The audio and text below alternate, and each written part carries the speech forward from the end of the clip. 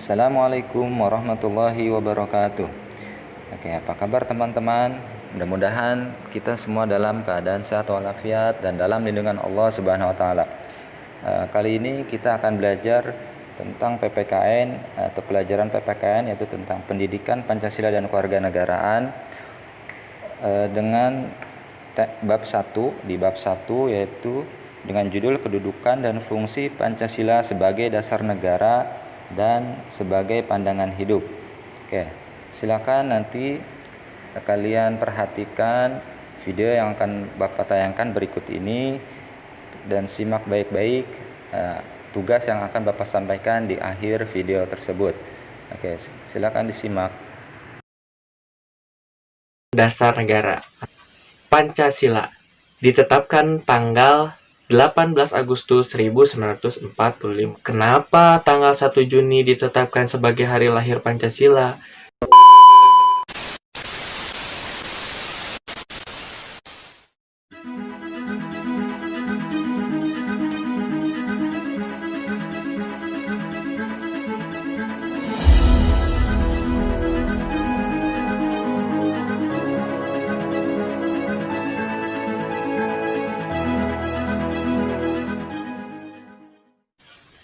Assalamualaikum warahmatullahi wabarakatuh.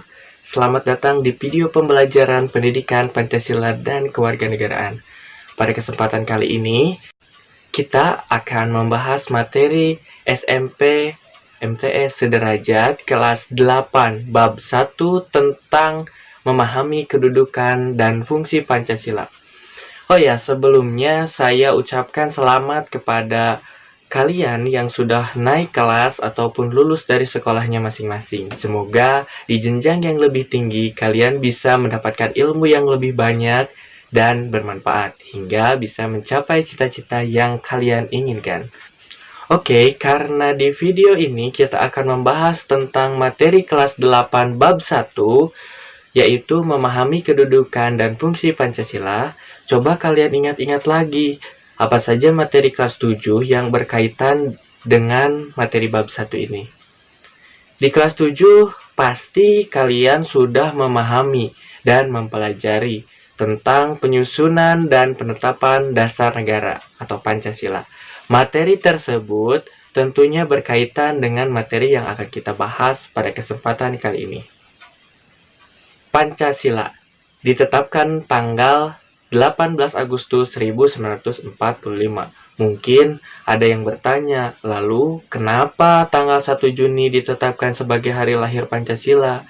Jawabannya, karena tanggal 1 Juni Insinyur Soekarno pertama kali memperkenalkan istilah Pancasila pada sidang BPUPKI. Tepatnya pada tanggal 1 Juni 1945.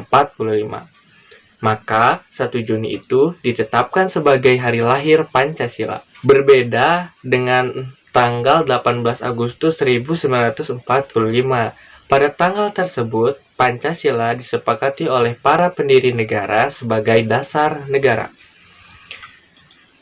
Tepatnya pada tanggal 18 Agustus 1945, Panitia Persiapan Kemerdekaan Indonesia atau PPKI menetapkan rumusan Pancasila sebagai dasar negara Republik Indonesia sebagaimana terdapat pada alinea keempat pembukaan Undang-Undang Dasar 1945.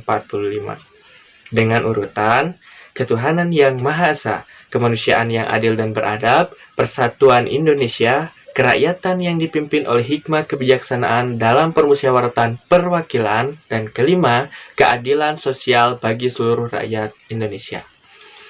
Kedudukan Pancasila sebagai dasar negara. Berarti Pancasila adalah dasar atau fundament yang mengatur pemerintah negara dan juga sebagai dasar untuk mengatur penyelenggaraan negara. Berdasarkan hal tersebut, Pancasila merupakan kaidah atau aturan negara yang fundamental atau mendasar, yang berarti hukum dasar tertulis maupun tidak tertulis. Dengan demikian, semua peraturan perundang-undangan yang berlaku dalam negara Republik Indonesia harus bersumber dan berada di bawah pokok kaidah yang fundamental. seperti halnya tercantum dalam Undang-Undang Nomor 12 Tahun 2011 tentang pembentukan peraturan perundang-undangan bahwa Pancasila merupakan sumber dari segala sumber hukum. Penempatan Pancasila sebagai sumber dari segala sumber hukum adalah sesuai dengan pembukaan Undang-Undang Dasar 1945. Pancasila ditempatkan sebagai dasar dan ideologi sekaligus dasar filosofis bangsa dan negara. Maka setiap isi atau materi peraturan perundang-undangan tidak boleh bertentangan dengan nilai-nilai yang terkandung dalam Pancasila. Pancasila juga sebagai ideologi Negara Kesatuan Republik Indonesia. Ada yang masih ingat apa itu ideologi? Ya, ideologi itu bisa diartikan sebagai ide atau gagasan atau keyakinan. Pancasila sebagai ideologi mengandung pengertian bahwa Pancasila merupakan ajaran, gagasan, doktrin, teori, atau ilmu yang diyakini kebenarannya dan menjadi pandangan hidup bangsa Indonesia sebagai petunjuk dalam menyelesaikan masalah yang dihadapi masyarakat, bangsa, dan negara Indonesia. Pancasila sebagai pandangan hidup, pegangan hidup, pedoman hidup, petunjuk hidup, dan jalan hidup atau way of life, berarti Pancasila berfungsi sebagai pedoman dan petunjuk dalam kehidupan sehari-hari. Dengan demikian, Pancasila sebagai pandangan hidup merupakan petunjuk arah semua kegiatan aktivitas hidup dalam kehidupan di segala bidang. Pancasila sebagai jiwa bangsa berfungsi agar Indonesia tetap hidup dalam jiwa Pancasila.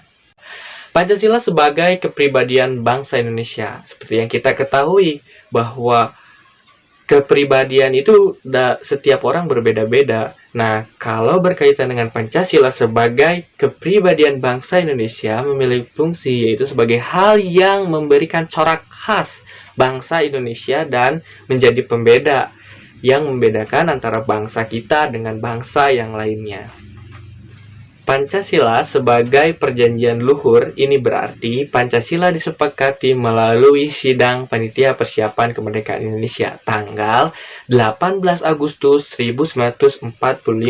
Walaupun disahkannya Pancasila hanya oleh sebuah panitia persiapan kemerdekaan Indonesia, tetapi PPKI sebenarnya adalah suatu badan yang mewakili suara rakyat.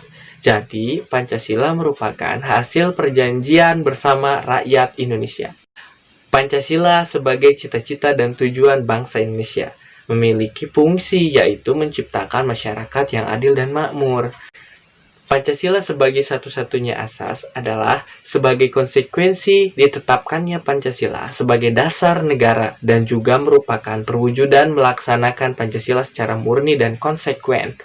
Pancasila sebagai moral pembangunan, artinya Pancasila dijadikan kerangka, acuan, tolak ukur, parameter, arah, dan tujuan dari pembangunan.